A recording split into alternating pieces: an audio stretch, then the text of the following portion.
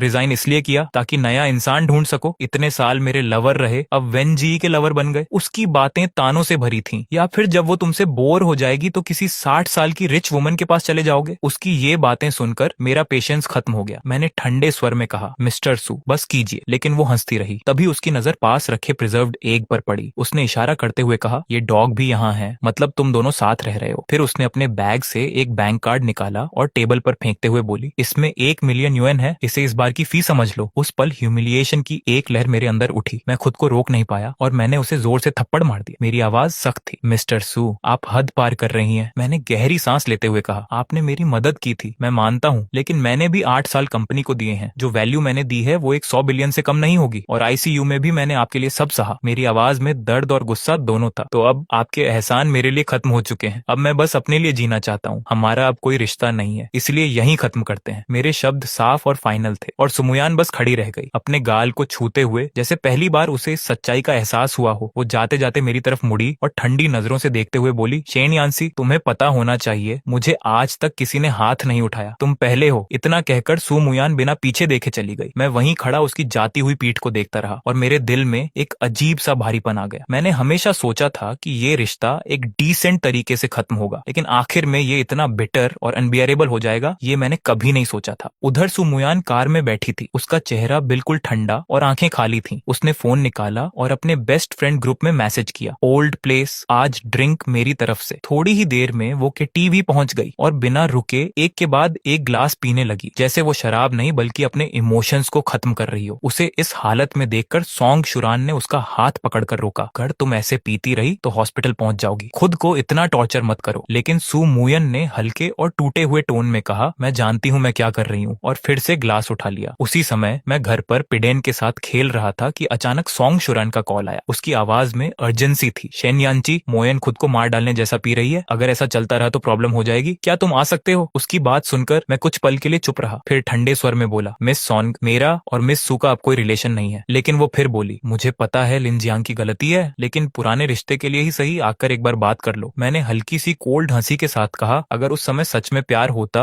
तो मैं रिजाइन नहीं करता। लिन जियांग को कॉल करो, वही हैंडल करेगा। ये कहकर मैंने बिना हेजिटेशन के कॉल कट कर दिया। उधर के टीवी में सू मुयान की हालत और खराब होती जा रही थी। सॉन्ग शुरान ने उसे देखकर एक लंबी सांस ली। शायद वो सोच रही थी कि नशे में ही सही उसका दर्द थोड़ा कम हो जाएगा, लेकिन जैसे जैसे सुमुयान एक के बाद एक ग्लास पीती गई, सबको उसके गाल पर पड़ा हैंडप्रिंट दिख गया और सभी समझ गए कि कुछ सीरियस हुआ है। आखिरकार सॉन्ग शुरान ने उठकर उसके हाथ से ग्लास छीन लिया और गुस्से में बोली क्या खुद को मारना चाहती हो? सुमुयान ने उसे गुस्से और दर्द भरी नजरों से देखा। क्या मुझे इतना भी हक नहीं है कि मैं खुद को भूल जाऊं? उसकी आवाज कांप रही थी। सॉन्ग शुरान ने सॉफ्टली कहा कम से कम बताओ तो सही क्या हुआ? कुछ पल की चुप्पी के बाद सुमुयान ने ठंडी सांस लेते हुए कहा शेन यांसी वेन जीई के साथ रह रहा है। उसके शब्दों में एक दबा हुआ गुस्सा और दर्द था। वो मेरे सबसे बड़े राइवल के साथ रह रहा है। क्यों? आखिर क्यों? ये सुनकर वहां मौजूद सभी लोग शॉक्ड रह गए। किसी को समझ नहीं आ रहा था कि क्या कहें। सू मुयान ने सिर झुका लिया। उसकी आवाज भारी हो गई और ये थप्पड़ उसने मारा और सच कहूं तो मैं डिजर्व करती थी। उसने हल्की सी कड़वी हंसी के साथ कहा मैं भूल गई थी कि वो कितना सेल्फ रिस्पेक्ट वाला इंसान है। फिर उसने बोतल उठाई और सीधे उसे पीने लगी। अब शायद उसकी नजर में मैं सबसे नफरत करने वाली इंसान बन चुकी हूँ। तभी अचानक उसका फोन बज उठा। स्क्रीन पर लिन जियांग का नाम था। उसने कॉल उठाया। दूसरी तरफ से रोने की आवाज आई चेयरमैन सॉरी, मुझसे प्रॉब्लम हो गई। वो सही से बोल भी नहीं पा रहा था। सुमुयान ने ठंडे स्वर में पूछा क्या हुआ? लिन जियांग हिचकते हुए बोला मैंने कॉन्ट्रैक्ट में डेसिमल पॉइंट गलत डाल दिया और सामने वाले मिस्टर लू ने मुझे डांटा तो मैंने भी गुस्से में उन्हें जवाब दे दिया। सु मुयान ने बिना इमोशन के सब सुना। उसके चेहरे पर कोई रिएक्शन नहीं था। उसने ठंडे स्वर में कहा, डेसिमल गलत डालना तुम्हारी एबिलिटी की प्रॉब्लम है, गलती करके रोना और क्लाइंट से लड़ना ये स्टुपिडिटी है। फिर उसने फोन दूसरे पर्सन को देने को कहा। डीप ब्रेथ लेकर अपने गुस्से को दबाते हुए बोली, हेलो। दूसरी तरफ से आवाज आई, चेयरमैन मिस्टर लू बहुत नाराज हैं, उन्हें लगता है हमने रिस्पेक्ट नहीं दी, शायद कोऑपरेशन विथड्रॉ हो सकता है। सु मुयान ने बिना एक पल सोचे कोल्ड टोन में कहा, विथड्रॉ करना है तो कर दो। सामने वाला तुरंत बोला, लेकिन ये लॉन्ग टर्म कोऑपरेशन है, इसे ऐसे छोड़ना सही नहीं होगा। लेकिन सु मुयान ने बात खत्म करते हुए कहा, बस कोऑपरेशन कैंसिल, और उसने कॉल कट कर दिया। इस पूरी सिचुएशन को देखकर लिन जियांग के चेहरे पर एक छुपी हुई खुशी थी, जैसे उसका प्लान काम कर गया हो। जब मुझे इस बात का पता चला तो मैं हैरान रह गया, ये इंसान पागल हो गया है क्या? इतनी बड़ी डील सिर्फ लिन जियांग की गलती पर कैंसिल कर दी। लेकिन फिर मैंने खुद को रोका। अब मेरा उस कंपनी से कोई लेना देना नहीं था, इसीलिए सोचना बेकार था। दोपहर होने वाली थी। मैंने कैजुअली वेन जी को मैसेज किया, आज लंच के लिए घर आ रही हो? और कुछ ही सेकंड्स में उसका रिप्लाई आ गया, जैसे वो पहले से ही वेट कर रही हो। तुम चाहती हो कि मैं तुम्हारे बारे में सोचूं या नहीं? मैंने हल्के टीजिंग टोन में मैसेज किया। तुरंत वेन जी का रिप्लाई आया, ऑफ कोर्स चाहती हूँ, लेकिन आज तो मैं किसी को बहुत मिस कर रही हूँ। उसका ये मैसेज पढ़कर मेरे चेहरे पर मुस्कान आ गई। मैंने प्लेफुल अंदाज में रिप्लाई किया, और फिर मजबूरी में तुम्हें मेरी याद आ गई। कुछ ही सेकंड्स में उसका एंग्री इमोजी आ गया। उसकी ये नॉटी एटीट्यूड देखकर मैं हंस पड़ा। मैंने फिर लिखा, चलो अब लैंग्वेज ठीक से अरेंज करके दोबारा बोलो। उसने तुरंत जवाब दिया, ठीक है, हाँ मैं तुम्हें मिस कर रही हूँ। हैप्पी? मैंने शॉर्ट रिप्लाई किया, सोच रहा हूँ। वो हंसते हुए लिखती है, हो हे बस यही सही जवाब है, मैं दोपहर तक घर आ जाऊंगी। मैंने भी तुरंत रिप्लाई किया, ठीक है मैं लंच बनाऊंगा, क्या खाना है? उसने बिना सोचे लिखा, कुछ भी, तुम जो बनाओगे वही पसंद है। उसका ये जवाब पढ़कर मेरे अंदर एक अजीब सी वार्मथ आई। मैंने कैजुअली रिप्लाई किया, ठीक है मैं डिसाइड कर लेता हूँ। दूसरी तरफ कंपनी का कॉल खत्म करने के बाद सु मुयान फिर से सामने रखी वाइन पीने लगी। सॉन्ग शुरान उसे देखती रही और अंदर ही अंदर साई करते हुए सोची, काश इसे बाद में रिग्रेट ना करना पड़े। तभी सुमुयान का फोन बजा। उसने स्क्रीन देखी और तुरंत कॉल उठाया। ये उसके फादर का कॉल था। उसने सिर्फ इतना कहा, ठीक है समझ गई, और बिना ज्यादा बात किए कॉल कट कर दिया। सॉन्ग शुरान ने उसकी एक्सप्रेशन देखकर पूछा, क्या हुआ मुयान? सु मुयान ने शॉर्ट रिप्लाई दिया, डैड ने घर बुलाया है। दोनों के बीच हमेशा से रिलेशन अच्छा नहीं रहा था। उसके पेरेंट्स ने कंपनी जीरो से शुरू की थी, लेकिन कुछ ही समय बाद उसकी मदर ने घर संभालना शुरू कर दिया और उसके फादर बाहर गलत रास्तों में पड़ गए। जब सच सामने आया तो उसकी मदर को हार्ट अटैक आया और उनकी डेथ हो गई। उस समय सु मुयान सिर्फ 14 साल की थी। तभी से उसके और उसके फादर के बीच हर मुलाकात एक लड़ाई में बदल जाती थी। सॉन्ग शुरान ने हेजिटेंट होकर कहा, मैं तुम्हारे साथ चलूं? लेकिन सुमुयान ने सिर हिलाकर कहा, जरूरत नहीं, मैं खुद जाऊंगी, और बिना रुके रूम से निकल गई। करीब 3 घंटे बाद वो शहर के बाहर स्थित अपने पुराने विला पहुंची, जहां वो 18 साल की उम्र तक रहती थी। उस जगह पर कदम रखते ही उसे हमेशा एक घुटन महसूस होती थी, क्योंकि वहीं उसकी मदर की मौत की यादें जुड़ी थीं। ड्राइवर ने कंसर्न के साथ पूछा, मिस आप ठीक हैं? उसने धीरे से कहा, मैं ठीक हूँ, लेकिन ये जवाब जितना ड्राइवर के लिए था उतना ही खुद को समझाने के लिए भी। वो धीरे धीरे अंदर गई। लिविंग रूम में उसका फादर सोफे पर बैठा था। उम्र 50 से ऊपर होने के बावजूद उसके अंदर एक अलग ही एलिगेंस थी। सुमुयान ठंडे अंदाज में सामने बैठ गई और बोली, मुझे क्यों बुलाया? उसकी आवाज में ठंडापन और हल्की भारीपन थी। उसके फादर ने उसकी हालत देखकर पूछा, काफी पी रखी है? सु मुयान ने भौहें सिकोड़कर कहा, इससे आपको क्या? फिर सीधा बोली, अगर कुछ कहना है तो कहिए, नहीं तो मैं जा रही हूँ। उसके फादर ने सीधे पूछा, शेन यान्ची के साथ क्या हुआ? उसने रिजाइन क्यों किया? सु मुयान ने हल्की इरिटेशन के साथ कहा, और क्या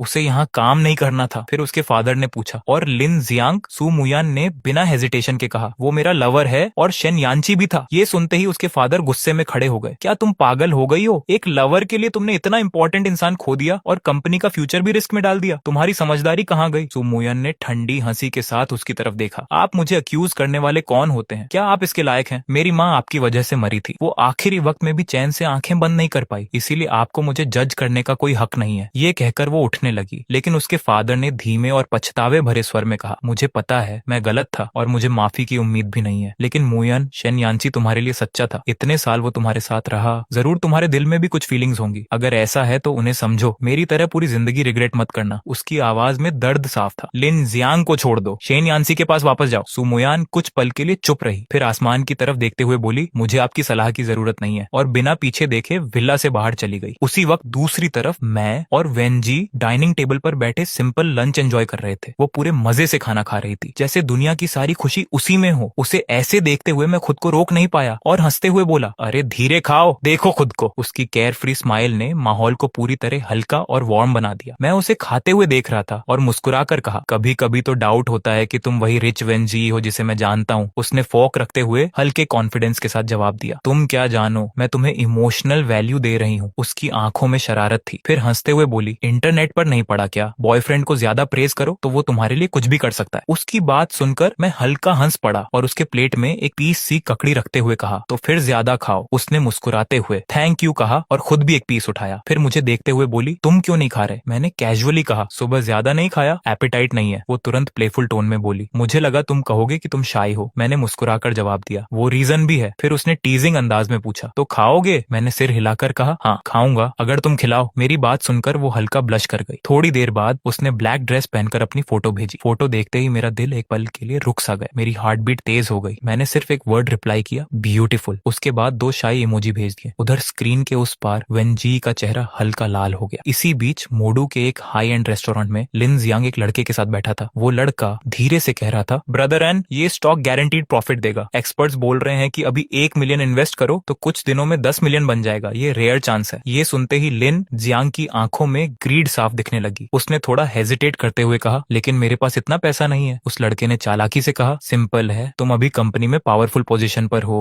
थोड़ा पैसा अरेंज करना मुश्किल नहीं है, बाद में प्रॉफिट से क्वाइटली वापस कर देना, परफेक्ट प्लान है। ये सुनकर लिन जियांग ने मुट्ठी भींच ली, जैसे उसने डिसीजन ले लिया हो। इधर मैं और वेन जी भी उसी तरह एक हाई एंड रेस्टोरेंट में बैठे थे। चारों तरफ रिच और फेमस लोग थे। उसने मेनू देखते हुए मजाक में पूछा, तुम्हें डर नहीं लगता कि मैं तुम्हें बैंकरप्ट कर दूंगी? मैंने हंसते हुए कहा, अगर तुम मुझे खा जाओगी तो मुझे ही तुम्हें फीड करना पड़ेगा। मेरी ये बात सुनते ही उसकी आंखें चमक उठी। उसने तुरंत पूछा, अभी क्या कहा तुमने? उसके चेहरे की एक्साइटमेंट देखकर मैं जानबूझकर अनजान बन गया। मैंने कुछ नहीं कहा, लेकिन वो ऑलमोस्ट रिक्वेस्ट करते हुए बोली, नहीं तुमने कहा था, प्लीज फिर से बोलो। उसका ये क्यूट और स्लाइटली क्लिंजी बिहेवियर देखकर मैं मुस्कुरा दिया। ठीक है, मैं तुम्हें फीड करूंगा। ये सुनते ही वो एक मिस्चीवियस स्माइल के साथ बोली, याद रखना ये तुमने खुद कहा है। फिर मैंने मजाक में कहा, लेकिन तुम्हारी कंपनी को लॉस हो जाएगा। हम दोनों हंस पड़े। ऑर्डर देने के बाद मैंने मेन्यू रख दिया और आसपास नजर घुमाई। ये जगह मेरे लिए नई नहीं थी। मैं पहले भी सुमुयान के साथ यहाँ कई बार आ चुका था। फर्क बस इतना था कि तब मैं हमेशा परफेक्टली ड्रेसअप होकर आता था, क्योंकि वो चाहती थी कि मैं उसके साथ डिसेंट दिखूं। ये सोचते ही मैं थोड़ा खो गया। तभी अचानक मुझे अपने पैर पर हल्का सा टच महसूस हुआ। मैंने नीचे देखा तो वेन जी अपनी लॉन्ग ब्लैक लेग्स से मुझे टीज कर रही थी। उसकी आंखों में प्लेफुल स्पार्क था। मैंने हल्का सा सिर उठाकर उसकी तरफ देखा। वो अब फिर से काल्म और कंपोज्ड बिजनेस एलीट बन चुकी थी। मैंने मुस्कुराकर कहा, कुछ नहीं, बस पुराने दिन याद आ गए। तभी अचानक रेस्टोरेंट के एंट्रेंस की तरफ मेरी नजर गई और मैंने देखा सू मुयन और सॉन्ग शुरान अंदर आ रहे थे। मेरी आईब्राउज हल्की सी सिकुड़ गई। वहीं वेन जी ने भी मेरे एक्सप्रेशन में चेंज नोटिस किया और पीछे मुड़कर देखा। सू मुयान का चेहरा इंस्टेंटली ठंडा हो गया। सॉन्ग शुरान ने धीरे से कहा, मोयान चलो कहीं और चलते हैं। लेकिन सू मुयान ने सिर हिलाकर कहा, जरूरत नहीं, अगर वो यहाँ आ सकते हैं तो हम भी आ सकते हैं। ये कहकर वो सीधे हमारी तरफ बढ़ी। मेरे सामने आकर हल्की सी मुस्कान के साथ बोली, क्या कोइंसिडेंस है मिस्टर सू, यहाँ मिलेंगे ये सोचा नहीं था। मैंने भी काल्मली नाइफ नीचे रखते हुए उसकी तरफ देखा और कहा, हाँ सच में कोइंसिडेंस है। उसके बाद वो कुछ नहीं बोली, बस अपनी ठंडी और गहरी नजरों से मुझे देखती रही, जैसे बहुत कुछ कहना बाकी हो। मैंने शांत होकर पूछा, मिस्टर सू अब क्या हुआ? लेकिन सू मुयान का चेहरा पहले से ज्यादा ठंडा हो चुका था। उसने हल्की सी सांस छोड़कर कहा, कुछ नहीं, बस मैं सोच रही थी कि वेन जी की टाइमिंग और एबिलिटी सच में बहुत अच्छी है, लेकिन थोड़ा ऑकवर्ड भी लग रहा है। उसके शब्दों से माहौल अचानक भारी हो गया। पास बैठी सॉन्ग शुरान ने तुरंत उसकी आर्म पकड़कर हल्का सा इशारा किया कि वो चुप रहे, लेकिन सुमुयान रुकी नहीं। वो सीधे वेन जी की तरफ देखते हुए बोली, क्या तुम चाहती हो कि मैं तुम्हें अपनी चीजें दे दूं? तुमने कहा था फ्यूनरल जैसा, है ना? ये सुनकर वेन जी ने हल्की ठंडी मुस्कान के साथ जवाब दिया, छोड़ो, मैं उन लोगों में से नहीं हूँ जो हर चीज में उलझते हैं। मुझे सिर्फ वही चाहिए जो मुझे पसंद है, और मैं सिर्फ शेन यान्सी को चाहती हूँ। उसकी आवाज साफ और कॉन्फिडेंट थी। मेरी जिंदगी में सिर्फ वही है, और ऑनेस्टली मुझे तुम्हारा थैंक यू करना चाहिए। अगर तुम नहीं होती तो शायद मेरा और यान्सी का कोई चांस ही नहीं बनता। ये सुनते ही सुमुयान का चेहरा तुरंत बदल गया। उसकी आंखें सीधी मेरी तरफ आ गईं और वो धीरे लेकिन सख्त आवाज में बोली, क्या तुम दोनों सच में साथ हो? उस पल पूरे रेस्टोरेंट में साइलेंस फैल गया। हर नजर मेरी तरफ थी। मैं हल्का सा मुस्कुराया और बिना ज्यादा ड्रामा के कामली कहा, हाँ। मेरे इस सिंपल जवाब के साथ वेन जी के चेहरे पर इंस्टेंटली एक ब्राइट स्माइल आ गई। उसकी आंखों में हल्का सा प्राइड था। वहीं सू मुयन की मुट्ठियां कस गईं, जैसे वो खुद को रोक रही हो। कुछ सेकंड्स बाद उसने भारी आवाज में कहा, ठीक है, बहुत अच्छा, लेकिन बाद में रिग्रेट मत करना। मैंने उसकी तरफ देखकर हल्का सा मुस्कुराते हुए कहा, मुझे नहीं लगता कि मुझे कोई रिग्रेट होगा। मेरी बात सुनकर वो मुझे एक लॉन्ग स्टेयर देती रही और फिर धीरे से मुड़ी। चलो, उसने कहा और बिना पीछे देखे वहां से चली गई। उसके पीछे सॉन्ग शुरान ने एक गहरी सांस ली और उसके साथ बाहर निकल गई। जाते जाते उसने बस इतना पूछा, मोयान क्या तुम सच में उससे प्यार करती हो? सू मोयान के कदम कुछ पल के लिए रुक गए। उसने सिर झुकाकर धीरे से कहा, मुझे नहीं पता प्यार क्या होता है, लेकिन इतना जानती हूँ कि मेरा दिल अब बहुत हर्ट है। उसकी आवाज में पहली बार कमजोरी थी। फिर वो आगे बढ़ गई। उधर रेस्टोरेंट के बाहर मैं नेचुरली वेन जी का बैग उठा चुका था। वो हल्का सा मुस्कुराई और बोली, अगर हम बॉयफ्रेंड गर्लफ्रेंड हैं तो हाथ पकड़ना तो अलाउड है ना। उसने खुद ही मेरा हाथ पकड़ लिया। उसकी हथेली थोड़ी ठंडी लेकिन सॉफ्ट थी, हल्की हवा चल रही थी। वो अचानक बोली, फोटो ले। मैंने सिर हिलाया। उसने तुरंत हमारे हाथों की फोटो क्लिक की और कैप्शन सोचते हुए बोली, व्हेन एंड क्या लिखूं। उसने भौहें उठाई। मैंने धीरे से कहा, बस वी। वो हल्का सा हंस पड़ी। सिंपल लेकिन परफेक्ट। फिर हम दोनों साथ साथ चलने लगे। कैपिटल सिटी की रात रोशनी से भरी थी। सड़कें लाल नीली लाइट से चमक रही थीं और हर तरफ यंग लोगों की आवाजें थीं। एक बार हम बार के पास से गुजरे जहां लाउड म्यूजिक बाहर तक आ रहा था। वो मुड़ी और मजाक में बोली, अंदर चलें। मैंने सिर हिलाया, नहीं ये जगह मेरे लिए नहीं है। वो मुस्कुराई, तुम सच में बहुत सीरियस टाइप हो, एकदम कैडरे जैसे। फिर हल्के टीजिंग टोन में बोली, लेकिन शायद यही चीज मुझे पसंद है। उसने मेरा आर्म पकड़ लिया और बोली, और मैं तो तुम्हारी पर्सनालिटी से ज्यादा तुम्हें पसंद करती हूँ। मैंने हल्का सा पूछा, मेरी लुक्स से नहीं। ये सुनते ही उसका चेहरा तुरंत लाल हो गया। शट अप, तुम खुद की इतनी तारीफ क्यों कर रहे हो। मैं हंस पड़ा, मैं तो बस पूछ रहा था। वो हल्की नाराजगी दिखाते हुए बोली, मैं ऐसी नहीं हूँ। फिर अचानक वो थोड़ा आगे भाग गई, जैसे कोई बच्चा खेल रहा हो। मैं उसके पीछे चल पड़ा। हम दोनों सच में एक पल के लिए दो बच्चों जैसे लग रहे थे। फिर वो अचानक रुकी, मुड़ी और धीरे से पूछा, किस करेंगे। उसकी बात सुनते ही हवा भी जैसे रुक गई। स्ट्रीट लाइट के नीचे हम दोनों अकेले थे। मैंने धीरे से झुककर उसके करीब आया। वो बिना हेजिटेशन मेरे सामने खड़ी रही और फिर उसने हल्के से आंखें बंद कर ली। उसी पल हम दोनों ने एक किस शेयर किया। उसी वक्त कुछ दूरी पर एक अंधेरी जगह में सू मुयान खड़ी थी। उसकी आंखों के सामने वही सीन था और वो बस हमें देखती रह गई, बिना कुछ कहे, बिना हिले। उस रात सू मुयान का चेहरा हल्का सा बदल गया। उसकी नजरें नीचे झुक गईं और वो बिना कुछ बोले अंधेरे में गायब हो गई, जैसे उसने अपने अंदर का सारा इमोशन दबा दिया हो। अगली सुबह वो सीधे कंपनी पहुंची। माहौल बिल्कुल नॉर्मल था लेकिन उसके अंदर कुछ टूटा हुआ सा था। तभी लिन जियांग पहले से वहां खड़ा था और मुस्कुराते हुए आगे आया। मिस्टर सू। उसने हल्की फॉर्मल स्माइल दी। सू मुयान ने बस सिर हिलाकर रिस्पॉन्स दिया, लेकिन लिन जियांग थोड़ा हेजिटेट करते हुए बोला, मुयान क्या मैं तुम्हारे विला में मूव कर सकता हूँ? वहाँ अक्सर नॉइज और फाइट्स की आवाज आती है। सू मुयान ने तुरंत भौहें सिकोड़ ली और ठंडे स्वर में कहा, मैंने तुम्हें दूसरी जगह शिफ्ट करने का अरेंजमेंट कर दिया है। ये सुनकर लिन जियांग के चेहरे पर हल्का डिससेटिस्फैक्शन आया, लेकिन उसने उसे तुरंत हाइड कर लिया और सिर झुकाकर बोला, ठीक है, और क्वाइटली वहां से चला गया। दूसरी तरफ घर पर वेन जिए अब पूरी तरह मेरे साथ एक क्लिंजी क्यूट गर्लफ्रेंड की तरह बिहेव कर रही थी। हर फ्री मोमेंट में वो मेरे पास आ जाती, मुझे देखकर बच्चा सा मुंह बनाते हुए बोली, मुझे ऑफिस नहीं जाना। मैं मुस्कुराया, अगर तुम काम नहीं करोगी तो मुझे कौन संभालेगा। वो मेरे पास और करीब आकर बोली, सच में अब समझ आया कि राजा लोग इतनी जल्दी क्यों खो जाते थे। उसकी आंखों में हल्की सी प्लेफुल ऑब्सेशन थी। मैंने हल्का सा हंसते हुए पूछा, इतना ज्यादा? उसकी आंखें चमक उठी, हाँ सच में। फिर उसने इनोसेंट फेस बनाकर कहा, तो रिवॉर्ड में क्या मिलेगा? मैंने पूछा, क्या चाहिए? वो तुरंत बोली, 3 किसेस नहीं 5 किसेस। और फिर शरारती अंदाज में विंक किया। मैं मुस्कुराया और कहा, ठीक है। ये सुनकर वो खुश होकर चली गई। मैं सोफा पर बैठकर टीवी ऑन करने ही वाला था कि तभी फोन बजा। स्क्रीन पर नाम था सुफुश। मैंने तुरंत कॉल उठाया। मिस्टर सू। दूसरी तरफ से शांत और मैच्योर आवाज आई, यानसी क्या तुम अभी फ्री हो? मैंने पूछा, जी कहिए। वो हल्की सांस लेकर बोला, असल में कुछ खास नहीं, बस तुम और मुयान के बारे में बात करनी थी। उसका टोन हैवी था। मैंने कुछ नहीं कहा, बस सुनता रहा। कुछ देर बाद हमने मीटिंग कैफे में डिसाइड की। जब मैं पहुंचा तो सूफू पहले से बैठा था। उसने हल्की मुस्कान के साथ कहा, सॉरी मैं जल्दी आ गया। मैंने कामली कहा, कोई बात नहीं। उसने पूछा, तुम्हारे क्या प्लान्स है? मैंने शांत होकर कहा, बस ब्रेक लेना चाहता हूँ, खुद को रिलैक्स करना चाहता हूँ। फिर उसने धीरे से पूछा, और मुयान? मैंने सीधा जवाब दिया, सब खत्म हो चुका है। मेरी आवाज में कोई इमोशन नहीं था। वो बेटर पर्सन डिजर्व करती है, लेकिन मैं वो नहीं हूँ। उसने फिर पूछा, क्या सच में तुम मूव ऑन कर चुके हो? मैंने हल्का सा सिर हिलाया, हाँ। उसने लंबी सांस ली, लगता है तुमने डिसीजन ले लिया है। मैं उठा और कहा, mister Su thank you for concern, और बाहर निकल गया। पीछे से उसकी धीमी आवाज आई, मुयान तुम बाद में रिग्रेट करोगी। लेकिन मैंने पीछे मुड़कर नहीं देखा। घर पहुंचते ही फोन फिर बजा। इस बार मैसेज था वेन जी का, हाउसकीपर टिप, अपनी क्यूट गर्लफ्रेंड को पिकअप करो, रिवॉर्ड में 3 किसेस मिलेंगे। मैं हंस पड़ा और रिप्लाई किया, रिसीव्ड। उसने तुरंत लिखा, लंच में क्या बनाओगे? मैंने पूछा, स्वीट एंड सावर रिब्स ठीक रहेगा? उसने तुरंत रिप्लाई किया, यस। फिर प्लेफुल टोन में लिखा, थैंक यू हनी, ये मेरी स्पेशलिटी है। मैंने कोट पहना और रिब्स लेने निकल गया। रास्ते में मैंने देखा कि ये सिंपल लाइफ कितनी पीसफुल लग रही है। तभी फोन फिर बजा। इस बार कॉल था लू जेयू का। यान्सी फ्री हो? उसने पूछा। मैंने हल्के मजाक में कहा, क्या हुआ? उसने एक सीरियस टोन में कहा, तुम जानते हो जंग इचन को? मैंने कहा, हाँ चाइल्डहुड फ्रेंड है। उसने बताया, उसका गेम रेडी है लेकिन फंडिंग और मार्केटिंग की प्रॉब्लम है। मैंने थोड़ी देर सोचा और कहा, गेम इंडस्ट्री रिस्की है लेकिन पोटेंशियल भी है। ठीक है, 3 बजे उसे मेरे घर ले आओ। उसने पूछा, तुम सच में इन्वेस्ट करोगे? मैंने काल्मली कहा, देखेंगे। फिर उसने कैजुअली पूछा, और ये वेनजी वाली स्टोरी? मैंने शॉर्ट में कहा, लॉन्ग स्टोरी है, और कॉल कट कर दिया। मैं सुपरमार्केट गया रिब्स ले, घर आकर खाना बनाया और टाइम देखा तो 11 बज चुके थे। मैंने फूड बॉक्स में पैक किया और वेन जी को पिकअप करने निकल पड़ा। पार्किंग में पहुंचकर मैंने फोटो भेजी। उसने तुरंत रिप्लाई किया, हे लव यू हस्बैंड। और उसी पल मुझे एहसास हुआ कि मेरी जिंदगी धीरे धीरे किसी और डायरेक्शन में जा रही है, बहुत हल्की, बहुत रियल और बहुत पीसफुल। मेरे अंदर एक हल्की सी वार्मथ थी, जैसे दिल के किसी कोने में मिठास भर गई हो। शायद यही वो फीलिंग थी जिसे लोग ट्रू लव कहते हैं, एक ऐसी फीलिंग जो पहले कभी नहीं हुई थी, सॉफ्ट, वार्म और नेचुरली हैप्पी। मैं मुस्कुराया और खुद से सोचने लगा कि ये सब कितना अलग है। तभी वेन जी कार में बैठते ही जोर से बोली, हस्बैंड। उसकी आवाज इतनी क्लियर और कॉन्फिडेंट थी कि मैं हंस पड़ा। आज वो पूरी तरह प्रोफेशनल लुक में थी। इयररिंग्स उसके फेस को एलिगेंट बना रहे थे और ब्लैक सिल्क सॉक्स उसकी मेच्योर ब्यूटी को और हाईलाइट कर रहे थे। मैंने हल्के मजाक में कहा, अगर तुम्हारे एम्प्लॉइज ने तुम्हें ऐसे देख लिया तो कंपनी में तुम्हारी इमेज तो गई। वो तुरंत मुस्कुराई, बस देखने दो, मैंने तो बॉयफ्रेंड को हस्बैंड ही कहा है, प्रॉब्लम क्या है? उसकी ये चाइल्डिश कॉन्फिडेंस देखकर मैं हल्के से उसकी नाक पकड़कर बोला, सिली। और कार के अंदर एक वार्म साइलेंस और हैप्पीनेस फैल गई। हम दोनों ऐसे बात कर रहे थे जैसे सब कुछ नेचुरल हो। घर पहुंचकर मैंने हॉट मील टेबल पर रखा। खुशबू फैलते ही वेन जी एक्साइटेड हो गई, इतना अच्छा स्मेल, किसका बॉयफ्रेंड इतना अच्छा खाना बनाता है? मैंने हंसकर कहा, अगर ऐसे ही तारीफ करती रही तो मेरा ईगो स्काई में उड़ जाएगा। वो तुरंत बोली, तो उड़ जाओ, मैं भी साथ उड़ूंगी। उसकी बातों में प्लेफुल टोन थी और उसे खुश देखकर मुझे अंदर से एक अलग ही सेटिस्फैक्शन मिल रहा था। खाना खाते वक्त उसने अपने हाथ से एक पीस रिब्स उठाकर मुझे दिया और सॉफ्ट वॉइस में बोली, हस्बैंड पहले खाओ। मैंने मुस्कुराकर कहा, सिली गर्ल, और एक बाइट लिया। वो मजे से खाना खा रही थी जैसे उसे दुनिया की कोई टेंशन ही ना हो। उसके चेहरे पर प्योर सेटिस्फैक्शन था। खाना खत्म होने के बाद वो अचानक उठी और बोली, आज मैं हेल्प करूंगी। मैंने कहा, नहीं तुम रेस्ट करो। लेकिन वो हंसते हुए किचन में चली गई। नो नो, मैं करूंगी। और मैं भी उसके पीछे चला गया। हम दोनों साथ में किचन में डिशेस साफ करने लगे। उस सिंपल मोमेंट में एक स्ट्रेंज पीस और हैप्पीनेस थी, जैसे पूरी दुनिया शांत हो गई हो। दूसरी तरफ सू मुयन ऑफिस में बैठी हुई थी। उसका मूड काफी हैवी था। उसने टेबल पर डॉक्यूमेंट जोर से फेंक दिए और ठंडी आवाज में पूछा, ये कोऑपरेशन क्यों इतना एक्सपेंसिव हो गया? सबऑर्डिनेट ने डरते हुए जवाब दिया, सर पहले की प्राइसिंग डायरेक्टर शेन के पर्सनल रिलेशन की वजह से थी, इसलिए डिस्काउंट मिला था। अब वो नहीं है तो प्राइस बढ़ा दिया गया है। ये सुनकर सुमुयान का फेस और ठंडा हो गया। उसने सख्ती से कहा, तो अब ये डील नेगोशिएट करो और 3 दिन में रिजल्ट चाहिए। ऑफिस का माहौल टेंस हो गया। सब साइलेंट हो गए, लेकिन उसके अंदर एक अलग ही खालीपन बढ़ रहा था। उसे खुद महसूस हो रहा था कि जब से मैंने कंपनी छोड़ी है उसकी कंट्रोल और स्टेबिलिटी कहीं खो गई है। तभी डोर नॉक हुआ। एक स्टाफ अंदर आया। चेयरमैन, विला से न्यूज है। सुमुयान ने तुरंत पूछा, क्या? स्टाफ ने बताया, ओल्ड चेयरमैन ने आज मिस्टर शेन से मुलाकात की और उन्हें वापस कंपनी में आने के लिए कहा, लेकिन उन्होंने मना कर दिया। ये सुनकर सुमुयान हल्का सा मुस्कुराई। शेन यांची, तुम सच में सोचते हो कि वेन जी के साथ हमेशा रहोगे? उसके अंदर एक कोल्ड प्लान बनने लगा। बस देखते रहो, वेन फैमिली खुद इंटरफेरेंस करेगी। और उसने आदेश दिया, उसकी हर एक्टिविटी पर नजर रखो। इधर दोपहर में डोरबेल बजा। मैंने दरवाजा खोला तो सामने लू जेयू और जांग ईचन खड़े थे। जांग ईचन थका हुआ लग रहा था। उसके फेस पर स्ट्रेस साफ दिख रहा था। उसने धीरे से कहा, सॉरी इस समय डिस्टर्ब करने के लिए। मैंने काल्म होकर कहा, कोई बात नहीं, बिजनेस है तो टाइम कोई मैटर नहीं करता। और उन्हें अंदर ले गया। एटमॉस्फेयर सीरियस हो गया, क्योंकि अब ये सिर्फ फ्रेंडशिप नहीं बल्कि इन्वेस्टमेंट और फ्यूचर का मैटर था। और मैं जानता था कि हर डिसीजन आगे की कहानी बदल सकता है। जांग ईचन की आंखों में उस पल एक अलग ही कॉन्फिडेंस था, जैसे उसने अपनी पूरी जिंदगी इसी प्रोजेक्ट पर लगा दी हो। उसने बताया कि पिछले 3 सालों में उसने लगभग 100 मिलियन यूएन खुद इन्वेस्ट किया है और ये गेम उसका पैशन भी है और ड्रीम भी। उसकी आवाज में एक्साइटमेंट साफ थी। अगर मार्केटिंग सही हो गई तो यूजर्स इजीली 15 मिलियन तक पहुंच सकते हैं। ये सुनकर मैंने काल्मली पूछा, तुम जानते हो मार्केट में सबसे पॉपुलर गेम्स भी लगभग 5 मिलियन डेली यूजर्स पर हैं। उसने तुरंत कहा, मुझे पता है, लेकिन ये गेम सिर्फ प्रोडक्ट नहीं है, ये आर्ट है। उसकी बातों में थोड़ी मैडनेस थी, लेकिन बिलीफ स्ट्रांग था। मैंने आगे पूछा, टोटल इन्वेस्टमेंट कितना चाहिए? उसने रिप्लाई किया, मार्केटिंग के लिए अभी 300 मिलियन चाहिए। लू जेयू ने 70 मिलियन अरेंज कर दिया है, अब 230 मिलियन की जरूरत है। फिर उसने उम्मीद से मेरी तरफ देखा और कहा, अगर आप इन्वेस्ट करते हैं तो हम आपको 35% शेयर्स देंगे। ये सुनकर मैंने थोड़ा सोचते हुए कहा, 45% चाहिए। उसके चेहरे पर हल्का टेंशन आ गया, क्योंकि ये कंट्रोल का मैटर था। लेकिन मैंने शांत वॉइस में समझाया, 35% इक्विटी रखो, लेकिन वोटिंग राइट्स भी 35% ही रहेंगे और मैनेजमेंट तुम्हारे पास रहेगा। बस डिसीजन लेवल पे मेरा वीटो राइट होगा। अगर ये एक्सेप्ट करो तो मैं इन्वेस्टमेंट 300 मिलियन तक बढ़ा सकता हूँ। मैंने कॉन्ट्रैक्ट उसकी तरफ पुश किया और कहा, सोच लो। कुछ देर साइलेंस रहा और फिर उसने स्लोली सिर हिलाया। ठीक है, मैं एक्सेप्ट करता हूँ। मैंने हल्की सेटिस्फाइड स्माइल दी और कहा, टुमारो मॉर्निंग कॉन्ट्रैक्ट साइन कर लेते हैं। वो बोला, नो प्रॉब्लम। फॉर्मल बिजनेस बात खत्म होने के बाद माहौल थोड़ा रिलैक्स्ड हुआ। तभी लू जेयू ने मुस्कुराते हुए पूछा, और अब तुम और सुमुयान? ये सुनते ही मैंने शांत आवाज में कहा, खत्म हो चुका है। मेरी टोन में कोई इमोशन नहीं था। मैंने उसे 100 पॉइंट्स दिए थे, अब वो 0 हो चुका है। मैंने आगे कहा, उसके लिए हर मौका था, बस एक वर्ड कहना था, लेकिन उसने कुछ नहीं किया। अब वो चैप्टर मेरे लिए बंद था। तभी बातचीत हल्की होने लगी और बात वेन जी पर आ गई। लू जेयू हंसते हुए बोला, अब तो तुम्हारे फेस पर अलग ही स्वीटनेस है। मैंने हल्का सा मुस्कुराया, लेकिन कुछ नहीं कहा। उसने आगे कहा, सच बोलूं तो वेन जी तुमसे ज्यादा सूटेबल लगती है। उसकी आंखों में तुम्हारे लिए लव साफ दिखता है। मैंने धीरे से कहा, हाँ वो अलग है। वो बोला, I hope you are right. मैं खिड़की से बाहर देखते हुए सोचने लगा कि शायद सच में ये रिश्ता अलग है, ज्यादा सिंपल, ज्यादा रियल। बातचीत खत्म होते होते लू जेयू ने हंसकर कहा, जल्दी तुम्हारी वेडिंग अटेंड एक्सप्लेन करनी है? मैंने भी हल्के मजाक में कहा, उस दिन तुम ग्रूम नहीं बने तो मत आना। और कमरे में हल्की लाफ्टर फैल गई, लेकिन अंदर कहीं मुझे भी लग रहा था कि मेरी जिंदगी अब एक नए और शांत रास्ते पर जा रही है। मैं हल्के से मुस्कुराया और बोला, हाँ हाँ, उस टाइम जरूर देखूंगा। वैसे मेरे लिए ब्राइड्समेड ढूंढ ली क्या? मेरे सवाल पर लू जेयू हंस पड़ा और कॉन्फिडेंटली बोला, डोंट वरी, प्रॉमिस करता हूँ जी सब अरेंज कर देगी। उसी पल मेरा फोन बजा और स्क्रीन पर नाम था वेन जी। मैंने कॉल उठाया तो उसकी आवाज थोड़ी नर्वस थी। हस्बैंड, आज रात मेरे घर डिनर है, फैमिली चाहती है तुम्हारा। मैं थोड़ा सरप्राइज्ड हुआ और मन में सोचा कि क्या ये सच में मीटिंग पेरेंट्स वाला मोमेंट है, इसीलिए बस शॉर्ट में बोला ओके। उधर फोन रखते ही वेन जी के चेहरे पर एक खुश स्माइल आ गई और उसने एक्साइटेड होकर मैसेज किया, हे हस्बैंड, मैं जल्दी आऊंगी, फिर हम साथ घर चलेंगे। डोंट वरी, मेरे पेरेंट्स अच्छे हैं और वो तुम्हें पसंद करेंगे। अगर ऑकवर्ड लगे तो मैं बोल दूंगी कि मैं प्रेग्नेंट हूँ। ये पढ़कर मैं जोर से हंस पड़ा और मन में सोचा कि ये लड़की सच में सीरियस बातों में भी कॉमेडी कर देती है। मैंने खुद से कहा, प्रेग्नेंट? अभी तो कुछ हुआ भी नहीं और ये ऑलरेडी प्लानिंग कर रही है। तभी उसने दूसरा मैसेज भेजा, I am pregnant with sweet and Sawar ribs. ये पढ़कर मैं लिटरली हंसते हंसते रुक नहीं पाया और मुझे वो बहुत क्यूट लगी। पास बैठे लू जेयू ने मुझे हंसते देखा तो कंफ्यूज होकर पूछा, क्या हुआ, इतना खुश क्यों हो? मैंने मुस्कुराते हुए कहा, आज रात वेन फैमिली डिनर है। उसने तुरंत टीज करते हुए कहा, वाह, तो अब पेरेंट्स मीटिंग हो रही है, तुम तो फास्ट जा रहे हो। फिर हंसकर बोला, 2-3 दिन बाद मत कहना कि वो प्रेग्नेंट है, मैं शॉक नहीं होऊंगा। मैंने मजाक में जवाब दिया, तो फिर तुम्हें भी जल्दी ट्राई करना पड़ेगा। ये सुनकर वो हंसते हुए बोला, बस करो, मुझे रोस्ट मत करो। कुछ देर बाद मैंने लू जेयू और जांग यीचन को सेंड ऑफ किया और घर आकर सोफा पर बैठ गया। मेरे दिमाग में एक हल्का सा प्रेशर था, क्योंकि वेन फैमिली का नाम सिर्फ सिटी में ही नहीं बल्कि पूरे ज्यूजो में बहुत बड़ा था और अब उनकी core business practically Wen Ji handle कर रही थी। मैंने फोन निकाला और चैट खोलकर उसके मैसेज देखे। मन में थोड़ी नर्वसनेस थी, क्योंकि ये पहली बार था जब मैं उनके घर जा रहा था। मैंने पूछा, गिफ्ट क्या लेकर आऊं? कुछ सेकंड्स में रिप्लाई आया, मैं सब रेडी कर चुकी हूँ, बस आ जाओ। मेरे पेरेंट्स के लिए सबसे बड़ा गिफ्ट ये है कि तुम आ रहे हो। मैं रिलैक्स हो गया, लेकिन फिर भी मैंने सोचा पैसे ट्रांसफर कर दूं। तभी उसका मैसेज आया, सिली, तुम्हारा पैसा मेरा पैसा है, एंड में सब हमारा ही है। फिर उसने प्लेफुल टोन में लिखा, घर आकर किस रेडी रखना। मैं हल्का सा मुस्कुराया और रिप्लाई किया, ओके। कुछ ही देर बाद डोरबेल बजा। मैंने डोर खोला तो वो सीधे मेरे पास आकर हग कर ली और बिना रुके बोली, आई वॉन्ट किस। उसकी आवाज में थोड़ी शाइनेस और एक्साइटमेंट थी। उसने चीकीली कहा, टंग किस।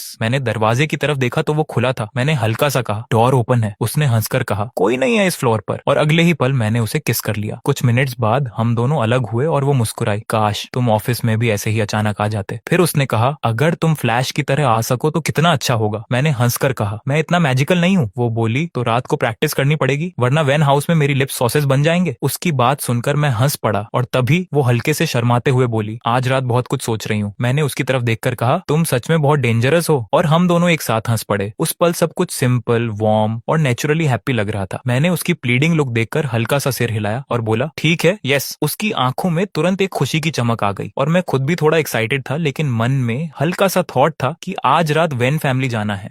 इसलिए सब चीजें जल्दी जल्दी तैयार करनी थी। हम दोनों ने तुरंत क्लोथ्स चेंज किए। मैं पहली बार वेन फैमिली जा रहा था, इसलिए मैंने फॉर्मल सूट पहना और जैसे ही मैंने मिरर में खुद को देखा, ऑनेस्टली मैं खुद भी थोड़ा अलग और शार्प लग रहा था। तभी वेन जी मुझे सूट में देखकर एकदम एडमायर करने लगी और बोली, तुम तो बहुत हैंडसम लग रहे हो। अब मैं चाहती ही नहीं कि तुम बाहर जाओ, डर लगता है कि लोग तुम्हें देख लेंगे और क्या पता कोई तुम्हें किडनैप कर ले। उसकी बात सुनकर मैं हंस पड़ा और उसके बाल हल्के से छेड़ते हुए बोला, रिलैक्स, मैं तुम्हारा हूँ, कोई मुझे ले नहीं जा सकता। वो तुरंत मुस्कुराई और बोली, हाँ, अगर किसी ने तुम्हें छुआ भी तो मैं उसे छोड़ूंगी नहीं। उसकी ये प्रोटेक्टिव बट क्यूट बात सुनकर मैं हल्का सा हंस पड़ा। फिर हम दोनों नीचे आ गए और मैं उसे देखते हुए बोला, तुमने गिफ्ट्स क्या लिए हैं? उसने कैजुअली कहा, डैड को एंटीक्स पसंद हैं तो कुछ रेयर एंटीक्स लिए हैं और मॉम के लिए ब्रांडेड बैग लिया है, इनफ होना चाहिए। उसकी बात सुनकर मुझे हल्की सी हेल्पलेस स्माइल आई और मन में लगा कि मैं सच में थोड़ा सॉफ्ट राइस टाइप बॉयफ्रेंड बन गया हूँ जो बस उसके साथ चल रहा है। वेन फैमिली का ओल्ड हाउस सिटी से बाहर था, एक ट्रेडिशनल चाइनीज कोर्टयार्ड जैसा, जो बाहर से बिल्कुल एंशिएंट टाउन जैसा फील देता था। जब कार गेट के अंदर एंटर हुई तो एक सर्वेंट पहले से वेट कर रहा था और रिस्पेक्टफुली बोला, मिस, सर, वेलकम। वेन जी ने कामली सिर हिलाया, गिफ्ट्स आगे वाले को दे दिए और मेरा हाथ पकड़कर अंदर ले गई। उसी समय दूसरी तरफ सू मुयान को भी न्यूज मिल चुकी थी। स्टाफ ने बताया, मिस, शाम करीब 4 बजे मिस्टर शेन और miss when when family house पहुंचे हैं। ये सुनते ही सू मुयान थोड़ी शॉक्ड हुई और बोली, वेन फैमिली में मीटिंग पेरेंट्स? उसकी आवाज में हल्का सा ट्रेम्बल था। फिर उसने गुस्से और बेचैनी के साथ कहा, कंफर्म करो। स्टाफ ने सिर झुका दिया। Yes miss. उसने तुरंत आदेश दिया, हर मूवमेंट पर नजर रखो, जब भी वो बाहर निकले मुझे बताना। उसके फेस पर एंगर और इनसिक्योरिटी दोनों दिख रहे थे। कुछ देर बाद वेन फैमिली का गैदरिंग खत्म हुआ और सभी लोग रेस्ट करने चले गए। मैं अपने रूम में था, हल्का सा टायर्ड था लेकिन होश में था। तभी अचानक फोन बज हुआ। मैसेज था, हस्बैंड डोर खोलो। ये वेंजी थी। मैं कंफ्यूज्ड हुआ और दरवाजा खोला तो वो बाहर खड़ी थी। हल्का सा ब्लश उसके फेस पर था और वो जल्दी से अंदर आ गई मुस्कुराई जैसे किसी ने देख लिया तो प्रॉब्लम हो जाएगी। मैंने हंसकर पूछा, इतना डर क्यों रही हो? वो शर्माते हुए बोली, सब तुम्हारी वजह से है। फिर उसने मुझे हल्का सा पुश किया और मेरे पास आकर बैठ गई। मैं उसे जेंटली बेड पर ले आया। उसके शरीर से हल्की शराब की स्मेल आ रही थी और वो धीरे से मेरे चेस्ट पर सिर रखकर बोली, मैं बहुत हैप्पी हूँ। मैंने धीरे से पूछा, कितनी हैप्पी? वो मुस्कुराई, इतनी कि अब हर दिन ऐसे ही रहना है। मैंने उसकी तरफ देखकर हल्के से कहा, लेकिन तुम्हें नहीं लगता हम थोड़ा रिस्की काम कर रहे हैं? ये सुनते ही उसका चेहरा लाल हो गया और वो बोली, मत बोलो, मेरे हस्बैंड आज घर नहीं है। फिर वो खुद ही और ज्यादा क्लोज आ गई और कैट जैसी पोज में मेरे ऊपर लेट गई। मैंने उसकी वेस्ट पकड़कर धीरे से कहा, एक बात बतानी है। वो मेरे हार्ट बीट सुनते हुए बोली, क्या? मैंने काम वॉइस में कहा, मैं एक गेम कंपनी में इन्वेस्ट करने वाला हूँ, कल कॉन्ट्रैक्ट साइन होगा। मेरी बात सुनकर वो थोड़ी क्यूरियस हो गई और हमारे बीच का माहौल और भी वार्म और इंटीमेट हो गया, जैसे इस पूरी कहानी में बिजनेस और लव दोनों साथ साथ धीरे धीरे आगे बढ़ रहे हो। मैं हल्के से मुस्कुराया और बोला, ठीक है, पैसे की कमी नहीं है और वैसे भी अब तुम मेरी वाइफ हो। जैसे ही मैंने वाइफ कहा, उसके चेहरे पर तुरंत एक ब्राइट ग्लो आ गया। उसकी आंखें चमक उठी और उसने मेरा कॉलर पकड़कर शरारती अंदाज में कहा, फिर से बोलो। मैंने मुस्कुराकर पूछा, क्या सुनना है? वो हल्की सी शर्म और एक्साइटमेंट के साथ बोली, तुम जानते हो। मैंने जानबूझकर टीज किया, क्या सुनना है? वो तुरंत बोली, हस्बैंड, जल्दी बोलो। उसकी आवाज सॉफ्ट और क्यूट थी। फिर वो धीरे से बोली, अगर तुम बुलाओगे तो रिवॉर्ड मिलेगा। मैं हल्का सा हंस पड़ा और उसके करीब जाकर धीरे से कहा, वाइफ। ये सुनते ही उसके चेहरे पर सेटिस्फैक्शन वाली स्माइल आ गई। उसकी आंखें क्रेसेंट शेप में बंद हो गईं और उसने खुशी में मेरे गाल पर किस कर दिया। ये रिवॉर्ड है, मैंने थोड़ा एक्टिंग करते हुए कहा। बस इतना ही? मुझे लगा 2 किसेस मिलेंगी। वो तुरंत शर्माई और फिर एक और किस कर दिया। ज्यादा मत सोचो, उसने धीरे से कहा। अगली सुबह उसने जल्दी अलार्म लगाया। बिना किसी को पता लगे वो घर से क्वाइटली निकल गई। जाते जाते उसने मुझे लॉन्ग किस दिया और बोली, एडवांस में एक्स्ट्रा किस। मैं उसे छोड़कर ब्रेकफास्ट के बाद उसके घर वापस आया। उसने अपने ड्राइवर को भेज दिया और मैं उसकी लग्जरी कार खुद ड्राइव करके लौट आया। करोड़ों की कार चलाते हुए भी मुझे ऐसा लगा जैसे ये सब नॉर्मल हो। जैसे ही एलिवेटर खुला, सामने सू मुयान खड़ी थी। उसकी आंखें पूरी रात की थकान से लाल थीं। डार्क सर्कल्स साफ दिख रहे थे। वो मुझे देखते ही ठंडी आवाज में बोली, तुम वैन फैमिली गए थे ना? मैंने हल्का सा फ्राउन किया। तुमने मेरे पीछे आदमी लगाए हैं? उसने जवाब नहीं दिया, बस फिर पूछा, वैन फैमिली गए थे? मैंने कामली कहा, ये इतना इंपॉर्टेंट क्यों है? वो चुप रही, लेकिन उसकी आंखों में बेचैनी थी। फिर उसने धीरे से पूछा, क्या तुम शादी करने वाले हो? मैंने बिना इमोशन के कहा, शायद। ये सुनते ही उसका चेहरा पेल हो गया, जैसे उसे उम्मीद ही नहीं थी कि मैं किसी और के साथ आगे बढ़ जाऊंगा। वो थोड़ी तेज आवाज में बोली, तुम चाहे तो मैं लिन जांग को भी खत्म कर सकती हूँ, तुम उसे फिर कभी नहीं देखोगे। लेकिन अब मेरे लिए ये सब मीनिंगलेस था। मैंने शांत वॉइस में कहा, सू मुयान, हम खत्म हो चुके हैं। वो तुरंत बोली, नहीं, हमारे बीच कुछ शुरू ही नहीं हुआ था। उसकी आवाज टूट रही थी। उसने कहा, तुम्हारी नजर में मैं हमेशा कोई नहीं थी। जो चीजें तुम लिन जियांग को दे रहे थे वो कभी मेरी चाहत थी। फिर भी मैंने कहा, अब मुझे कुछ नहीं चाहिए। मैं डोर की तरफ बढ़ा, तभी उसने पीछे से कहा, मैं वो सब दे सकती हूँ, शादी, रिलेशनशिप, फ्यूचर, बस वापस आ जाओ। उसकी आवाज में पहली बार कमजोरी और डेस्परेशन थी। उसने मुझे पीछे से पकड़ लिया। मैं सब कुछ छोड़ दूंगी, उसने कहा, लेकिन मैंने धीरे से उसका हाथ हटाया और कहा, सॉरी, अब देर हो चुकी है। और मैं अंदर चला गया। पीछे से उसकी आवाज आई, तुम समझते हो तुम मुझे छोड़ सकते हो? लेकिन मैं आगे बढ़ चुका था। कुछ देर बाद जांग यीचन आया और कॉन्ट्रैक्ट रखा। मैंने काल्मली चेक किया और कहा, ठीक है। फिर मैं उसकी तरफ देखकर बोला, अगर गेम सक्सेसफुल होता है तो लगभग हाफ रेवेन्यू मेरा होगा। वो सिर हिलाकर अग्री कर गया। लेकिन उसी समय मेरे अंदर एक बात क्लियर थी, अब मेरी जिंदगी पीछे नहीं बल्कि आगे बढ़ चुकी है, और वो भी किसी नए रिश्ते, नए बिजनेस और नए फ्यूचर के साथ। उसने मुझसे पूछा कि क्या मुझे यह इन्वेस्टमेंट एक लॉस नहीं लग रहा और क्या अभी भी रिग्रेट करने का टाइम है? लेकिन जांग यीचन ने कामली और कॉन्फिडेंटली सिर हिलाते हुए कहा कि नहीं, अगर मेरी इन्वेस्टमेंट नहीं होती तो उनकी कंपनी और ये गेम दोनों खत्म हो जाते, और मैंने इतना पैसा लगाया है तो थोड़ा रिस्क लेना नॉर्मल है। अगर आप ये बेसिक रिस्क भी नहीं समझते तो शायद आप मुझ में इन्वेस्ट ही नहीं करते। मैंने उसकी बात सुनकर बिना किसी हेजिटेशन के कॉन्ट्रैक्ट पर अपना नाम साइन कर दिया, और जैसे ही पेन नीचे रखा गया, डील ऑफिशियली एक्टिव हो गई। मैंने उसे काल्मली कहा कि पैसे मैं आज शाम तक ट्रांसफर कर दूंगा। फिर मैंने पूछा कि मार्केटिंग कब स्टार्ट कर रहे हो? उसने हल्की कॉन्फिडेंट स्माइल के साथ कहा, कल से, क्योंकि गेम ऑलरेडी कंप्लीट है, अब बस एग्जीक्यूशन बाकी है। अब ईस्ट विंड आ चुका है तो डिले करने का कोई मतलब नहीं। मैंने सेटिस्फाइड होकर सिर हिलाया और कहा कि मुझे वही रिजल्ट चाहिए जो मैं एक्सपेक्ट कर रहा हूँ। उसने कॉन्फिडेंटली कहा कि वह मुझे डिसअपॉइंट नहीं करेगा। दोनों ने एक दूसरे को देखकर लाइटली स्माइल किया और सीन वहीं सेटल हो गया। उसी समय जैसे ही वह ऑफिस में वापस गया, लिन जियांग तुरंत उसके पास आया, लेकिन उसकी स्माइल फेक लग रही थी। लेकिन चेयरमैन उसे इग्नोर करके अपने ऑफिस में चला गया। लिन जियांग वहीं ऑकवर्ड खड़ा रह गया। दूसरी तरफ सू मुयान अभी भी उस मोमेंट के बारे में सोच रही थी और उसके अंदर एक अनजान डर और एम्पटीनेस फील हो रहा था। उसे पहली बार ऐसा लगा जैसे उसकी लाइफ से कुछ बहुत इंपॉर्टेंट चीज निकल गई हो। तभी दरवाजे पर नॉक हुआ और एक स्टाफ अंदर आया और बताया कि मिस्टर शेन ने कल एक गेम कंपनी में इन्वेस्टमेंट किया है और आज सुबह ही कॉन्ट्रैक्ट साइन किया है जिसकी वैल्यू करीब 200 मिलियन के आसपास है। ये सुनकर सू मुयन थोड़ी देर के लिए फ्रीज हो गई और उसने पूछा, कौन सी कंपनी? स्टाफ ने बताया कि कि एक 2D गेम कंपनी है जिसे अब तक कोई इन्वेस्टर नहीं मिला था, क्योंकि चाइना में इस जॉनर को स्टेबल मार्केट नहीं माना जाता। लेकिन अब अचानक इन्वेस्टमेंट हुआ है। कुछ देर साइलेंस के बाद सू मुयन ने टेबल पर हाथ रखा और काल्मली लेकिन कोल्ड वॉइस में कहा कि वह भी उस कंपनी में इन्वेस्ट करेगी। अमाउंट 100 मिलियन होगा। स्टाफ कंफ्यूज्ड हुआ और बोला कि कंपनी का बिजनेस गेमिंग सेक्टर में डायरेक्ट इन्वॉल्वमेंट नहीं है, लेकिन उसने क्लियरली कहा कि ये उसका पर्सनल डिसीजन है और कंपनी से रिलेटेड नहीं है। जैसा मैं कह रही हूँ वैसा करो। स्टाफ बिना कुछ बोले चला गया। उसके जाते ही सू मुयन की आईज और भी डीप हो गई और उसने खुद से कहा कि शेन यांसी, तुम सिर्फ मेरे हो, तुम मुझसे दूर नहीं जा सकते। उसी समय बाहर निकलते ही स्टाफ को लिन जियांग ने रोक लिया और पूछा क्या हुआ। स्टाफ ने कैजुअली बता दिया कि चेयरमैन ने एक गेम कंपनी में इन्वेस्टमेंट किया है। यह सुनकर लिन जियांग का फेस थोड़ा टेंस हो गया, क्योंकि उसे इमीडिएटली समझ आ गया कि ये वही कंपनी है जिसमें अभी मिस्टर शेन ने इन्वेस्ट किया था। उसके अंदर जेलसी और इनसिक्योरिटी दोनों बढ़ गए और उसने सोचा कि कहीं सुमुयान अभी भी शेन यांसी को लेकर सीरियस तो नहीं है। वह फ्रस्ट्रेटेड होकर खुद से बोलने लगा कि अगर वह चला गया है तो भी उसकी शैडो अभी तक खत्म क्यों नहीं हो रही। दूसरी तरफ वह सीक्रेटली स्टॉक मैनिपुलेशन में लगा हुआ था और अपने फ्रेंड से फोन पर बात करते हुए उसे बता रहा था कि इन्वेस्टमेंट सक्सेसफुल हो गई है और प्रॉफिट जल्दी आने वाला है। देखो तजिया नाम वाला है। उसी टाइम में अपने साइड पे फोन देख रहा था जहां मुझे वेन जी का मैसेज आया और मेरे चेहरे पर एक सॉफ्ट स्माइल आ गई और कहानी एक काम लेकिन इंटेंस डायरेक्शन में आगे बढ़ने लगी, जहां हर कैरेक्टर अपने अपने इमोशंस और हिडन इंटेंशंस के साथ मूव कर रहा था। लेकिन असली स्टॉर्म अभी शुरू नहीं हुआ था। शुक्रवार के बाद एक छोटी सी खबर तेजी से फैलने वाली थी कि वह स्टॉक अचानक बहुत बड़ा स्पाइक दिखाने वाला है। लेकिन जब मैंने ये सेंटेंस पढ़ा तो मैं बिल्कुल भी सरप्राइज नहीं हुआ, क्योंकि मुझे पहले से क्लियर था कि कोई भी स्टॉक लगातार ऊपर नहीं जा सकता। और जो हाल ही में इसकी कीमत बिना किसी स्ट्रॉन्ग रीजन के बढ़ रही थी, वह क्लियरली रिटेल इन्वेस्टर्स को ट्रैप करने वाला गेम था। और खास बात यह थी कि शुक्रवार का टाइमिंग बहुत सस्पिशियस था, क्योंकि उसके बाद वीकेंड आता है जब मार्केट बंद रहता है और रिटेल इन्वेस्टर्स चाहकर भी कुछ सेल नहीं कर सकते और बस अपने पैसे को धीरे धीरे गिरते हुए देख सकते हैं। लेकिन अच्छी बात यह थी कि मैंने ये स्टॉक पहले ही सेल कर दिया था। मैंने कैजुअली रिप्लाई किया कि अच्छा हुआ मैंने पहले ही एग्जिट कर लिया। तभी दूसरी तरफ से वेन जी का मैसेज आया, माई हस्बैंड इज ऑनसम। फिर तुरंत दूसरा मैसेज आया, oh my god why is my husband so smart kiss me. ये पढ़कर मुझे हल्की हंसी आ गई और मैं सोचने लगा कि उसका इमोशनल वैल्यू सच में बहुत नेचुरल और क्यूट है, लेकिन फाइनेंशियल लेवल पर ऑनेस्टली मैं उसके सामने खुद को थोड़ा इंफीरियर फील करता था, क्योंकि वह casually billion level wealth handle कर सकती थी और मैं बस एक नॉर्मल इन्वेस्टर की तरह सोच रहा था। फिर मैंने मजाक में रिप्लाई किया कि फ्यूचर में रिच वाइफ मेरा ख्याल रखेगी। उसने तुरंत फनी इमोजी के साथ रिप्लाई किया कि रिच वाइफ बेनिफिट्स भी चाहती है। मैंने स्माइल करते हुए पूछा कि तुम्हें क्या चाहिए, तो उसने प्लेफुल टोन में कहा कि या तो किस दो या एब्स दिखाओ। ये सुनकर मैं और भी हंस पड़ा, क्योंकि वह हमेशा ऐसे बोल्ड और क्यूट कॉम्बिनेशन में बात करती थी। मैंने कैजुअली कहा कि एब्स तो हैं लेकिन फोटो में नहीं दिखाऊंगा। उसने तुरंत प्रोटेस्ट किया कि नहीं चाहिए फोटो, मुझे लाइव चाहिए, मैं काम के बाद टच कर लूंगी। उसकी इंपेशंस देखकर मुझे और ज्यादा मजा आया और मैंने कहा ठीक है मैं तुम्हें पिक करने आऊंगा। शाम को जब मैं उसके ऑफिस पहुंचा तो वह बिना किसी हेजिटेशन के सीधे बाहर आ गई और आते ही मेरे पास आकर बहुत नेचुरली क्लोज हो गई। मैंने हल्के से कहा कि थोड़ा स्लो नहीं हो सकती क्या, लेकिन उसने कॉन्फिडेंटली कहा कि अब वर्क खत्म तो अब वह अपनी तरह से बिहेव करेगी। उसका ये फियरलेस एटीट्यूड मुझे बहुत अट्रैक्टिव लगा और साथ ही फनी भी। उसी समय दूसरी तरफ सू मुयान के ऑर्डर पर स्टाफ ने तुरंत जांग यीचन से कांटेक्ट किया और जब उसने कॉल उठाया तो वह थोड़ा शॉक था, क्योंकि कुछ दिन पहले जिस प्रोजेक्ट को कोई सीरियसली नहीं ले रहा था, अब उसी में अचानक 100 मिलियन की इन्वेस्टमेंट आ रही थी। स्टाफ ने कहा कि हम 100 मिलियन इन्वेस्ट करेंगे सिर्फ 5% इक्विटी के साथ और मैनेजमेंट पूरी तरह आपके पास रहेगा। ये सुनकर जियांग यीचन कंफ्यूज्ड हो गया, क्योंकि ये कंडीशन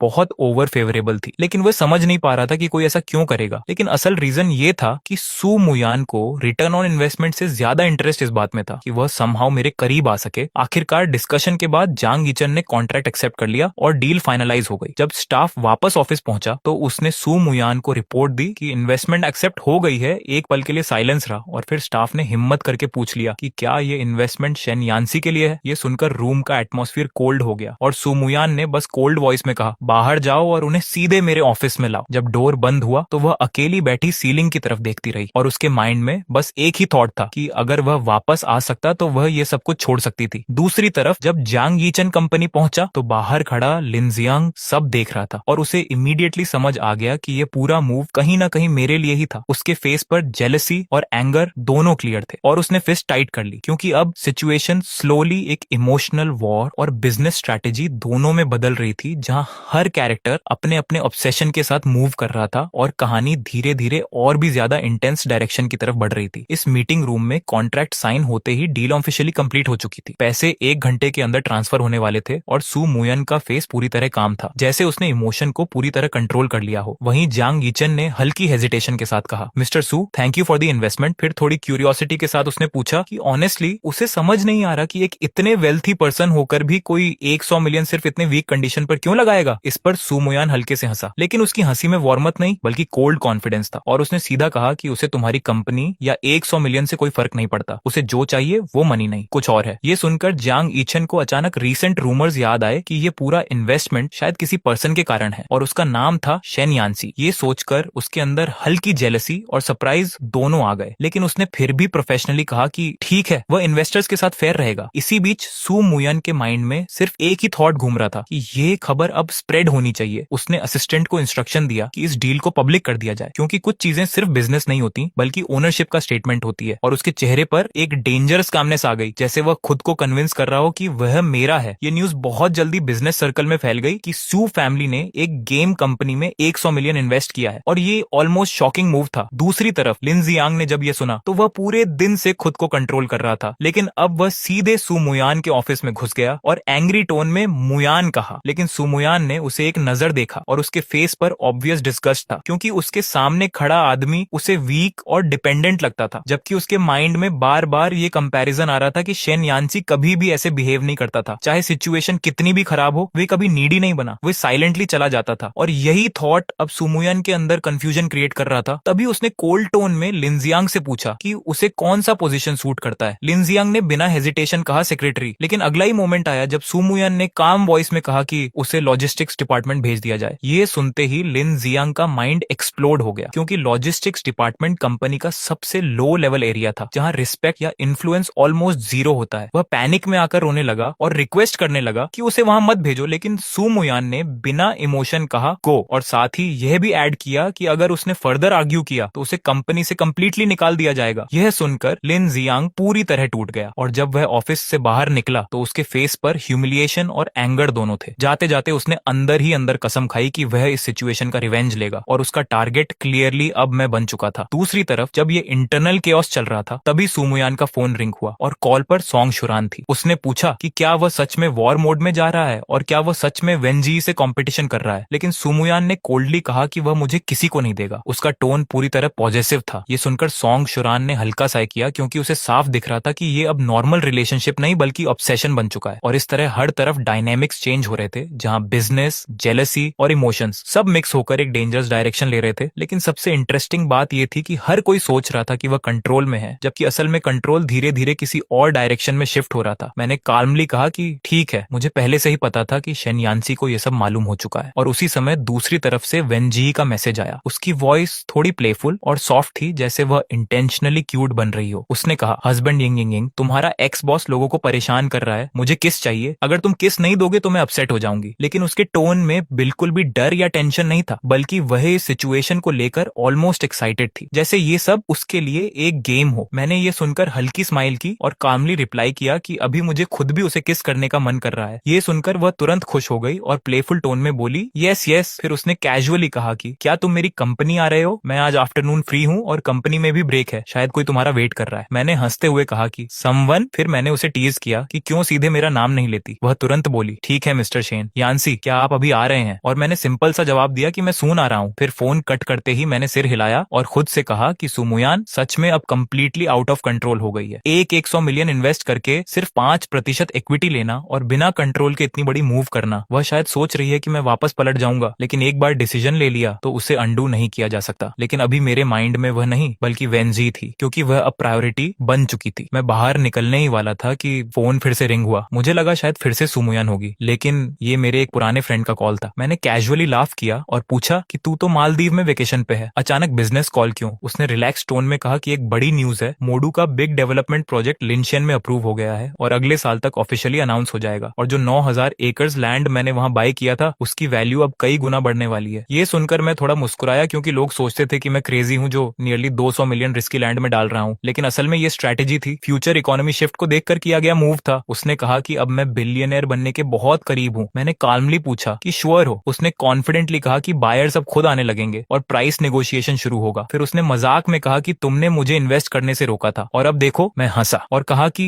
इवन 3 इयर्स बैक भी लोग इसे मिस्टेक ही मानते। फिर कॉल कट हुआ और मैं डायरेक्टली वेंजीए की कंपनी की तरफ निकल गया। उसी टाइम दूसरी तरफ सर्विलांस रिपोर्ट सुमुयान तक पहुंच चुकी थी और उसका फेस इंस्टेंटली डार्क हो गया। उसे पता चल गया था कि मैं अभी वेंजी से मिलने जा रहा हूँ और उसका एंगर और ऑब्सेशन दोनों बढ़ने लगे। वह अपने आप से बोलने लगी कि अब वह मुझे खो नहीं सकती। दूसरी तरफ मैं जब कंपनी पहुंचा तो लाउंज में सीन बिल्कुल डिफरेंट था। वेंजी मेरे ऊपर बैठी हुई थी, उसका टोन सॉफ्ट एंड प्लेफुल था और माय हस्बैंड यिंग यिंग, उसकी आईज में फुल अफेक्शन था और वह डिलिबरेटली क्यूट एक्ट कर रही थी। मैंने लाइटली उसके वेस्ट को पिंच किया और पूछा कि इतनी ज्यादा मिस क्यों कर रही हो। वह स्माइल करते हुए मेरे नेक को होल्ड करके और क्लोज आ गई और डायरेक्टली किस कर दिया। फिर उसने सॉफ्टली कहा कि एक्स बॉस की बातें मैटर नहीं करती, सब खत्म हो चुका है, वह अब सिर्फ मेरे साथ है। उसका बॉडी लैंग्वेज पूरी तरह रिलैक्स्ड और अफेक्शनेट था, जैसे वह सच में सेफ फील कर रही हो। कमरे में सनलाइट विंडो से आकर दोनों पर गिर रही थी और मोमेंट बहुत काल्म और वार्म लग रहा था। लेकिन तभी उसका फोन रिंग हुआ। उसने कॉल पे किया और एक सेकंड में उसका एक्सप्रेशन चेंज हो गया। उसकी आईज सडनली शार्प और प्रोफेशनल हो गई। उसकी होल पर्सनालिटी इंस्टेंटली स्विच हो गई सॉफ्ट गर्लफ्रेंड से कोल्ड बिजनेस गॉडेस में। उसने बस कामली कहा आई नो और फोन कट कर दिया। उस मोमेंट मैंने क्लियरली देखा कि उसके अंदर दो वर्ल्ड्स हैं, एक लव और एक बिजनेस, और दोनों एक दूसरे से बहुत डिफरेंट है। और कहानी अब धीरे धीरे और भी सीरियस डायरेक्शन में जा रही थी, जहां इमोशंस और पावर दोनों क्लैश करने वाले थे। मैंने उसे देखा और पूछा क्या हुआ। उसने शांत लेकिन थोड़ा गंभीर टोन में कहा कि अभी अभी उसे खबर मिली है कि मोडू का लिनक्सियन टेकओवर प्रपोजल कैबिनेट मीटिंग में पास हो गया है और यह आज शाम 7 बजे तक ऑफिशियली अनाउंस हो जाएगा। मैंने हल्की सी मुस्कान के साथ कहा लेकिन तुम्हारी कंपनी तो रियल एस्टेट इन्वेस्टमेंट में डायरेक्टली इन्वॉल्व नहीं है ना। वेन जी ने सिर हिलाया और कहा हाँ, ऐसा कोई प्लान नहीं है, बस इंट्यूशन है कि इस डेवलपमेंट से बहुत सारे रिच पीपल बाहर आएंगे। उसने थोड़ा हंसते हुए कहा शायद जैसे मैं उसे देखकर मुस्कुराया और कहा इससे मेरा भी कनेक्शन है। वह कंफ्यूज होकर मुझे देखने लगी और बोली तुमसे इसका क्या लेना देना। मैंने काल्मली जवाब दिया 3 साल पहले मैंने वहां 9,000 एकड़ से ज्यादा लैंड खरीद ली थी फ्लावर्स प्लांटेशन के लिए। बस एक स्मॉल बिजनेस आइडिया था। ये सुनकर वेंजी कुछ पल के लिए चुप रह गई और बोली तुमने 3 साल पहले ही बाय कर लिया था। मैंने हल्की मुस्कान के साथ कहा हाँ, बस कैजुअली ट्राई किया था। उसने मेरी तरफ देखकर कहा तुम्हारी इन्वेस्टमेंट सेंस कभी कभी बहुत अनप्रेडिक्टेबल होती है। मैंने हंसते हुए कहा मतलब रिस्की या लकी। वह थोड़ा रुककर बोली दोनों ही। फिर उसने पूछा तो इस बार कितना प्रॉफिट होगा। मैंने थोड़ा अंदाजा लगाते हुए कहा लगभग 3.5 बिलियन युएन तक। यह सुनकर उसकी आंखें थोड़ी बड़ी हो गईं और उसने कहा एक बार फिर बोलो। मैंने दोबारा कामली कहा हाँ, लगभग इतना ही। वह हल्की हंसी के साथ मेरे पास आकर बोली फिर तो मैं सच में अपने हस्बैंड पर डिपेंड करके आराम से रह सकती हूँ। उसी समय दूसरी तरफ सुमुयान ऑफिस में बैठी थी। उसका मूड पहले से ज्यादा हैवी हो चुका था। उसे लग रहा था कि इस बार वो डायरेक्टली मुझे खो रही है। उसने स्टाफ से कोल्ड टोन में पूछा कि क्या मैं अभी तक वेन फैमिली से बाहर आया हूँ या नहीं। स्टाफ डरते हुए जवाब दे रहा था कि नहीं, मैं अभी वही हूँ। यह सुनकर उसके चेहरे पर एक अलग तरह की टेंशन आ गई। उसने धीरे से कहा वेन जी तुम सोचते हो तुम जीत जाओगे। उसी समय दूसरी तरफ मैं और वेन जी साथ थे। वो मेरे करीब थी, कभी मेरी गर्दन पर हल्का सा किस कर देती, कभी मुझे हग कर लेती। उसका बिहेवियर बिल्कुल पॉजेसिव और क्यूट दोनों था। मैं हंसते हुए बोला तुम्हें इतना जल्दी क्यों है। उसने मासूम सा फेस बनाकर कहा मैं बस क्लेम कर रही हूँ तुम मेरे हो। मैंने मजाक में कहा अब मेरी नेक पर तुम्हारा मार्क आ गया है। वह शरारती स्माइल के साथ बोली तो फिर उसकी खुशबू चेक कर लो। माहौल हल्का रोमांटिक और प्लेफुल हो चुका था। लेकिन तभी मेरा फोन रिंग हुआ। अननोन नंबर था। मैंने कॉल उठाया तो सामने से एक हेवी और ऑथोरिटेटिव वॉइस आई। उसने खुद को जेमिंग रियल एस्टेट का चेयरमैन गु मिंगयुआन बताया। उसने सीधे मुद्दे पर आते हुए कहा कि उसे लिंक्सियन लैंड डील पर बात करनी है। मैंने काल्मली पूछा कि ऑफर क्या है। उसने सीधा कहा 4 बिलियन युएन। मैं शांत रहा क्योंकि मुझे पता था ये कंपनी अभी कैपिटल प्रेशर में है। मैंने बिना इमोशन के कहा डील ठीक है लेकिन 3 दिन में फुल पेमेंट चाहिए और साइनिंग डे पर 300 मिलियन कैश डिपॉजिट भी चाहिए, नहीं तो कॉन्ट्रैक्ट कैंसिल। कुछ सेकंड साइलेंस रहा और फिर दूसरी तरफ से हल्की हंसी आई, जैसे सामने वाला मेरी स्ट्रैटेजी समझ गया हो। मैं शांत बैठा रहा और दूसरी तरफ इस बिजनेस वॉर की शुरुआत हो चुकी थी। वहीं दूर कहीं सू मुयन की आंखों में जेलसी और फ्रस्ट्रेशन बढ़ती जा रही थी और मेरे सामने सिर्फ एक बात क्लियर थी, अब ये गेम सिर्फ बिजनेस का नहीं रहा था बल्कि इमोशंस और पावर दोनों का था। मैंने फोन पर शांत लेकिन कॉन्फिडेंट टोन में कहा ठीक है, कोई प्रॉब्लम नहीं, कल सुबह 9 बजे मोडू में तय जगह पर मिलते हैं। मैं एड्रेस बाद में भेज दूंगा, सी यू। कॉल कट होते ही मैं फोन रखकर शांत खड़ा था। तभी वेन जी मेरी तरफ क्यूरियस नजरों से देखने लगी और बोली 4 बिलियन युएन। मैंने कामली सिर हिलाया। वह कुछ सेकंड सोचकर हल्की मुस्कान के साथ बोली अगर मैं होती तो प्राइस 5.5 अरब युएन तक ले जाती। मैं ये सुनकर थोड़ा सा रुक गया और पूछा क्यों। वह मेरे शोल्डर पर हल्के से झुक गई और बिजनेस टोन में समझाने लगी जियामिंग रियल एस्टेट अभी फाइनेंसिंग प्रॉब्लम में है। उन्हें सबसे ज्यादा जरूरत फ्यूचर के लिए 5 ईयर कैपिटल चेन की है। तुम्हारी लैंड सिर्फ एसेट नहीं है, उनके लिए मार्केट कॉन्फिडेंस स्टेबलाइज करने का ट्रम्प कार्ड है। इसलिए चाहे तुम कितना भी प्राइस बोलो वो अग्री करेंगे। मैं कुछ सेकंड साइलेंट रहा और फिर हल्की मुस्कान के साथ बोला मिस वेन सच में बिजनेस जीनियस है। वह प्राउड होकर मुस्कुराई और बोली ऑफ कोर्स मैं तुम्हारे हस्बैंड को लॉस में नहीं जाने दूंगी। फिर वह अचानक सीरियस होकर उठी और बोली कल नेगोशिएशन मैं खुद अरेंज करूंगी, हमारी कंपनी की लीगल टीम भी साथ जाएगी। मैंने हल्के मजाक में कहा तुम मेरी इतनी हेल्प क्यों कर रही हो। उसने मेरे चिन को हल्के से पकड़कर मुस्कुराते हुए कहा, क्योंकि मैं तुम्हारी वुमन हूँ। उसी समय दूसरी तरफ सू मुयान को भी ये न्यूज मिल चुकी थी कि मैंने 3 साल पहले लो प्राइस पर लिंक्सियन लैंड बाय की थी और अब मल्टी बिलियन डील पर सेल करने वाला हूँ। उसका एक्सप्रेशन स्टिफ हो गया था। उसके सामने बैठा सोंग शुरान शांत लेकिन ऑनेस्ट टोन में बोला, सच कहूं तो शेन यानची हम सबसे ज्यादा स्मार्ट है। सू मुयान ने कप टाइटली पकड़ लिया और साइलेंट हो गई। उसके माइंड में वही बात घूम रही थी कि कुछ महीने पहले तक मैं उसके कंपनी में एक ऑर्डिनरी एम्प्लॉय था और उसे लगता था कि मेरे जाने के बाद मैं कुछ नहीं कर पाऊंगा। लेकिन अब सिचुएशन कंप्लीटली रिवर्स हो चुकी थी और मैं मोडू कैपिटल मार्केट के थ्रेशोल्ड पर खड़ा था। रात को जब मैं घर पहुंचा तो वेन जी एक्साइटेड होकर 2 बैग्स लेकर आई और बोली, हस्बैंड देखो मैंने कपल पजामास खरीदे हैं। मैंने नीचे देखा तो एक डायनासोर सेट और एक रैबिट सेट था। मैं हल्का एम्बेरेस्ड होकर बोला, क्या सच में मुझे ये पहनना है? वह तुरंत प्लेफुल टोन में बोली, ऑफ कोर्स, नहीं तो मैं एंग्री हो जाऊंगी। मैं उसकी बात से हार गया और ग्रीन डायनासोर पजामास पहन ली। वह व्हाइट सॉफ्ट रैबिट पजामास में बिल्कुल क्यूट लग रही थी। फिर वह मेरे पास आकर बोली, चलो फोटो लेते हैं और मोमेंट्स में डालते हैं। हमने फोटोज ली और उसने सबसे क्यूट वाली सिलेक्ट करके पोस्ट कर दी। मैंने भी उसी के साथ पोस्ट की और कुछ ही सेकंड्स में कमेंट सेक्शन एक्सप्लोड हो गया। हर तरफ लाइक्स और परफेक्ट कपल जैसे कमेंट्स आने लगे। उसी समय बाहर कम्युनिटी के पास सुमुयान खड़ी थी और ऊपर हमारी विंडो की वार्म लाइट देख रही थी। उसके फोन पर मेरी मोमेंट्स पोस्ट आ गई। उसने फोटो खोली जिसमें मैं और वेन जी कपल पैजामेज में हंस रहे थे। उसकी फिंगर वहीं रुक गई और उसके माइंड में पुरानी मेमोरी आ गई जब हमारे रिलेशनशिप के शुरुआती साल में उसने मेरे दिए कपल गिफ्ट्स को ट्रैश में फेंक दिया था और कोल्डली कहा था कि ये सब मत लाया करो। उस मोमेंट में उसे लगा था कि मैं कभी नहीं जाऊंगा, लेकिन अब रियलिटी बिल्कुल उलटी थी। अगले दिन सुबह मैं सूट पहनकर मिरर के सामने तैयार हो रहा था और वेन जी सोफा पर बैठी मुझे देख रही थी। मैंने मुस्कुराकर पूछा, कैसा लग रहा हूँ? वह काम लेकिन इम्प्रेस टोन में बोली, बहुत हैंडसम। लकली गु मिंग्युआन मेल है, वरना मैं जेलस हो जाती। मैंने पास जाकर उसके चीक को पिंच किया और कहा, चिंता मत करो, चाहे कितना भी रिच बन जाऊं, I only love my wife. ये सुनकर वह तुरंत रेड हो गई और हल्का सा मुझे पुश करते हुए बोली, अभी वाइफ नहीं हूं मैं। और उस रूम का माहौल हल्की वार्मथ और रोमांस से भर गया, जबकि बाहर दुनिया में एक नया बिजनेस वॉर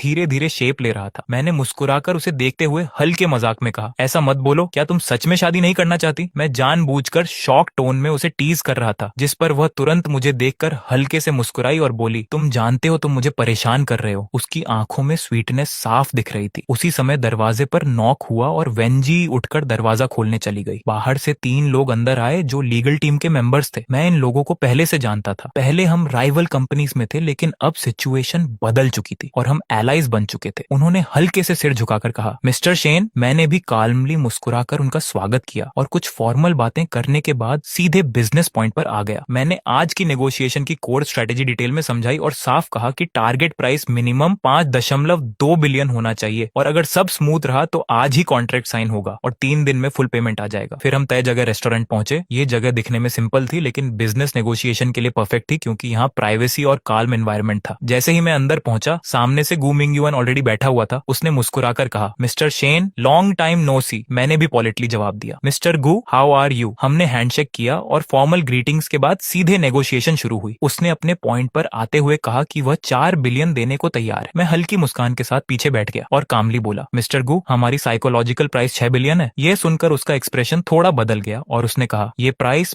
बहुत हाई है। मैंने काल्मली एक्सप्लेन किया कि यह लैंड सिर्फ लोकेशन नहीं है बल्कि फ्यूचर इकोनॉमिक जोन है। यह मोडू का फ्यूचर ग्रोथ सेंटर बनेगा जहां हजारों कंपनीज आएंगी। यानी यह सिर्फ जमीन नहीं बल्कि फ्यूचर फाइनेंशियल वैल्यू है। कुछ सेकंड साइलेंस रहा, फिर उसने मुस्कुराकर कहा, मिस्टर शेन, आपकी नेगोशिएशन स्किल्स बहुत शार्प है। मैंने हल्के से कहा, मिस्टर गु, आप भी अंडर एस्टिमेट नहीं हो सकते। इसके बाद रियल नेगोशिएशन शुरू हुई। दोनों लीगल टीम्स आमने सामने बैठ गई और एक प्रॉपर स्ट्रैटेजी वॉर शुरू हो गई। एक तरफ लैंड की लिमिटेशन को हाईलाइट किया गया और दूसरी तरफ फ्यूचर डेवलपमेंट वैल्यू को एक्सपैंड किया गया। करीब 2 घंटे की इंटेंस डिस्कशन के बाद फाइनली 5.2 बिलियन पर डील फाइनलाइज हो गई और पेमेंट 3 दिन में क्लियर करने पर अग्रीमेंट हुआ। गु मिंग्युआन ने ग्लास उठाकर कहा, गुड कोऑपरेशन। मैंने भी ग्लास रेज करके हैंडशेक किया और डील ऑफिशियली क्लोज हो गई। लीगल टीम ने फाइनल कॉन्ट्रैक्ट डबल चेक किया ताकि कोई लूप होल न रहे। मैंने कॉन्ट्रैक्ट देखा और साइन कर दिया। उसके तुरंत बाद दूसरे साइड ने भी साइन किया और सिर्फ 15 मिनट में 3 बिलियन कैश ट्रांसफर हो गया। गु मिंग्युआन ने हाथ मिलाकर कहा, बाकी पेमेंट 3 दिन में। मैंने काल्मली कहा, मिस्टर गु, फ्यूचर में कोऑपरेशन की उम्मीद रहेगी। इसके 1 घंटे के अंदर ही न्यूज वायरल हो गई कि जीमिंग रियल एस्टेट ने मोडू डेवलपमेंट जोन की कोर लैंड 5.2 बिलियन में एक्वायर कर ली है और उसी के साथ कंपनी के स्टॉक्स तेजी से राइज करने लगे। मार्केट में हलचल मच गई। वहीं दूसरी तरफ वेन जी ये न्यूज देखकर हल्की हंसी के साथ बोली, ये लोग सच में फास्ट हैं। मैंने सोफा पर रिलैक्स्ड होकर कहा, ये उनका सर्वाइवल स्ट्रेटेजी है, क्योंकि ये लैंड उनके लिए सिर्फ प्रॉपर्टी नहीं बल्कि सर्वाइवल वेपन थी। अगर ये डील फेल होती तो उनकी कंपनी कोलैप्स हो सकती थी, लेकिन अब सिचुएशन स्टेबलाइज हो चुकी थी। वहीं दूसरी तरफ सू मुयन की कंपनी के लॉजिस्टिक्स डिपार्टमेंट में लोग इस न्यूज पर बात कर रहे थे। सुना है शेन यान्सी ने लैंड बेचकर 5.2 बिलियन कमाए। कोई बोला नहीं शायद 10 बिलियन। सब शॉक्ड थे। माहौल में सरप्राइज और जेलसी दोनों था। कॉर्नर में बैठा लिन जियांग का चेहरा पूरी तरह पेल हो चुका था। उसके माइंड में सिर्फ एक ही बात घूम रही थी कि जो आदमी उसे वीक लगता था अब वो बिजनेस वर्ल्ड में मॉन्स्टर बन चुका है। और धीरे धीरे ये समझ आ रहा था कि असली गेम अभी सिर्फ शुरू हुआ था। लेकिन दूसरी तरफ कहानी पूरी तरह बदल रही थी, क्योंकि एक तरफ मैंने एक ही ट्रांजैक्शन में जेनरेशनल वेल्थ बना ली थी, वहीं दूसरी तरफ लिन जियांग अपने फोन को घूर रहा था और उसके चेहरे पर एंग्जाइटी और फियर साफ दिख रहा था। उसका पूरा पैसा एक राइजिंग स्टॉक में फंसा हुआ था। उसके माइंड में सिर्फ यही चल रहा था कि अगर ये स्टॉक ऊपर गया तो वह बच जाएगा, लेकिन अगर नीचे गिरा तो उसकी लाइफ खत्म हो जाएगी। उसी समय कैपिटल मार्केट के दूसरे साइड एक लग्जूरियस विला में कुछ लोग सेलिब्रेशन मूड में थे और कॉन्फिडेंटली बोल रहे थे ऑलमोस्ट टाइम, लेट्स स्टार्ट। लेकिन रात का माहौल और ज्यादा हैवी हो गया। जब लिन जियांग अपने सोफा पर बैठा हुआ रेस्टलेस था, उसके एक्सप्रेशंस बार बार बदल रहे थे। तभी डोरबेल बजती है और वह तुरंत उठकर दरवाजा खोलता है और बाहर उसका एक फ्रेंड आता है जो थोड़ा कंफ्यूज टोन में पूछता है, ब्रो वांग क्या हुआ, तुम इतने नर्वस क्यों हो? लिन जियांग बिना कुछ कहे उसे अंदर लाता है और फिर सडनली पूछता है क्या उस स्टॉक में सच में कोई प्रॉब्लम नहीं है? उसकी वॉइस में क्लियर टेंशन थी। उसका फ्रेंड हल्के कॉन्फिडेंस के साथ कहता है डोंट वरी ब्रो, स्टॉक में कोई प्रॉब्लम नहीं है, आज भी ऊपर जा रहा है और मार्केट में लोग इसके पीछे क्रेजी हैं, तुम बस घर बैठकर पैसे गिनने की तैयारी करो। ये सुनकर लिन जियांग थोड़ी देर रिलैक्स हो जाता है और पूछता है अब कितना प्रॉफिट हो सकता है? फ्रेंड कैजुअली कहता है लगभग 2 मिलियन। लेकिन जैसे ही ये सुनता है लिन जियांग सडनली सीरियस हो जाता है और कहता है देन सेल इट नाउ। उसका फ्रेंड शॉक होकर पूछता है अभी तो सिर्फ 2 मिलियन मिलेगा। लिन जियांग कुछ सेकंड साइलेंट रहता है और फिर फर्म वॉइस में कहता है sell it, at least money safe रहेगा। लेकिन फ्रेंड उसे समझाता है कि अभी फ्राइडे नाइट है और मार्केट क्लोज्ड है, मंडे से पहले सेल नहीं हो सकता। यह सुनकर लिन जियांग और ज्यादा रेस्टलेस हो जाता है और पूरे रूम में घूमने लगता है। दूसरी तरफ अगली सुबह मैं धीरे से उठता हूँ और देखता हूँ कि वैन जी अभी भी सो रही है। मैं उसे डिस्टर्ब नहीं करता और फोन चेक करता हूँ। तभी स्टॉक मार्केट न्यूज देखकर हल्की सी मुस्कान आ जाती है, क्योंकि स्टॉक ऑलरेडी गिरना शुरू हो चुका था। मैं कामली सोचता हूँ कि बिग प्लेयर्स ने पहले ही एग्जिट कर लिया होगा, लेकिन उन्होंने हाई प्राइस का वेट नहीं किया और मैंने भी पहले ही एग्जिट कर लिया था, इसीलिए मुझे कोई नुकसान नहीं था। दूसरी तरफ लिन जियांग अपने फोन को लगातार रिफ्रेश कर रहा था और हर बार स्क्रीन पर गिरता हुआ ग्राफ देखकर उसका फेस और ज्यादा पेल होता जा रहा था। उसके अंदर पैनिक बढ़ता जा रहा था और वह खुद से कहता है इम्पॉसिबल, ऐसा कैसे हो सकता है? वह तुरंत ब्रोकर को कॉल करता है लेकिन कॉल नहीं उठता। फिर से ट्राई करता है लेकिन फिर भी नो रिस्पॉन्स। उसकी हार्ट बीट तेज हो जाती है और वह ऑलमोस्ट पैनिक में अपने क्लोथ्स पहनकर बाहर भागता है। कुछ ही देर में वह ब्रोकर के घर पहुंचता है और बिना सोचते हुए डोर को किक कर देता है। अंदर से 2 विमेन की आवाज आती है और ब्रोकर बेड पर कंफ्यूज्ड हालत में बैठा होता है। जैसे ही वह उसे देखता है लिन जियांग का गुस्सा एक्सप्लोड हो जाता है और वह चिल्लाकर पूछता है तुमने कहा था कोई प्रॉब्लम नहीं है, ये क्या हो रहा है? वह अपना फोन उसके सामने फेंकता है। ब्रोकर शॉक होकर स्क्रीन देखता है और उसे समझ आने लगता है कि कुछ बहुत बड़ा गड़बड़ हो चुका है। स्टॉक तेजी से गिर रहा था और यह नॉर्मल करेक्शन नहीं था बल्कि डेलिब्रेट मार्केट क्रैश जैसा लग रहा था। ब्रोकर का माइंड ब्लैंक हो जाता है क्योंकि उसे साफ समझ आ जाता है कि किसी बड़े लेवल पर गेम खेला गया है और अब नुकसान रोकना ऑलमोस्ट इम्पॉसिबल हो चुका था। और वहीं उस मोमेंट पर लिन जियांग के लिए यह साफ हो गया कि उसका पूरा गैम्बल अब उसके खिलाफ टर्न हो चुका था और जिस मनी को वह फ्यूचर समझ रहा था वही अब उसके कोलैप्स की शुरुआत बन चुका था।